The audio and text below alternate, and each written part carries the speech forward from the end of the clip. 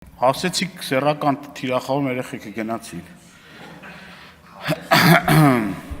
Ուրեմն ձեր շահերից չի բխում էլի, որ խոսեք ստեղ բաներից, որը որ մի շաբաթ, մի ամիս առաջ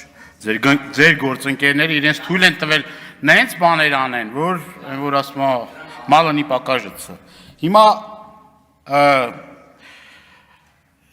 մարդկանց վրա թքել, հայհոյել, սեռական բնույթի վիրավորանքներ հասնել նորմալ է, չէ՞ ձեր համար է։ Սիրելի հայրենակիցներ, ուզում եմ ամբիոնից խոսել մեր սիրելի արցախցիների խնդիրների մասին, որոնք այս օրերին արժանապատվորեն պայքարում են իրենց իրավունքների համար, պահանջելով կառավարությունից վերականգնել աջակցության ծրագրերը։ Խոսքը վերաբերում է հատկապես 40+10 ծրագրին, որը ինչ-որ չափով մեղվում էր արցախցիների կեցության համար կապված կարիքները։ Ծրագրի դադարեցումը անթույլատրելի է։ Մայիսի 1-ից մեր հայրենակիցները չկարողանալով վճարել վարձավճարները կարող են հայտնվել դրսում։ Սա հանգեցնելու է հուսալքության և արտագաղթի։ Այս ծրագրի փոխարեն կառավարությունը առաջարկում է օգտվել բնակարանային ապահովման ծրագրից։ Մինչդեռ բազմիցս արձագանքել ենք, որ այն ունի բազմաթիվ խոցելի կետեր, խթին ընթացակարգ, ենթադրում է Հայաստանի Հանրապետության քաղաքացիության պարտադիր ընդունում, վարկի ձևակերպում, ինչը շատ դեպքերում մերժվում է բանկերի կողմից։ Հարց է ծագում, եթե պետությունն է այս ծրագրի երաշխավորը, վարկային պատմությունը դիտարկելուց հետո ինչու են մերժում մեր հայրենակիցների ուրեմն պահանջները։ Պետք է ընդգծել, արցախցիներին արհեստականորեն և ապօրինաբար զրկել են Հայաստանի Հանրապետության քաղաքացիությունից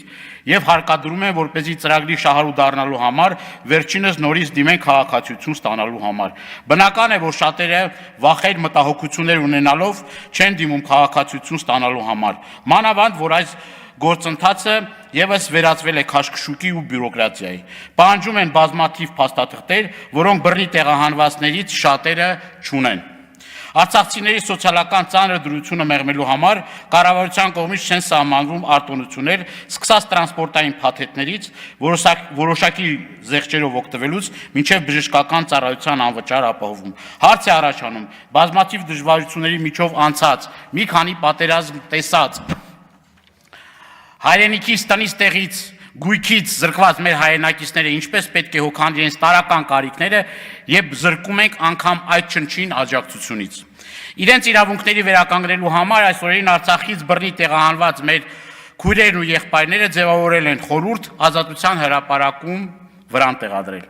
Կառավարությանը ներկայացրել են 12 կետից բաղկացած պահանջագիր, որտեղ խոսում է ոչ միայն սոցիալական աջակցության ծրագրերի անհրաժեշտության մասին, այլ դրվում են հստակ պահանջներ կապված ԵԱՀԿ Մինսկի խմբի լուծարումը չեղարկելու, Հայաստանի դեմ ներկայացված հայցերի հետքաշումից հրաժարվելու, գերիների վերադարձի, արցախյան հիմնահարցի վերադարձի իրավունքի վերաբերյալ։ Պետք է արձանագրել, որ այս բոլոր պահանջները միայն արցախցիներին չեն վերաբերելի, սա բոլորիս արժանապատվության հարցն է։ Հետևաբար, ինչպես Հայաստանի Հանրապետությունը,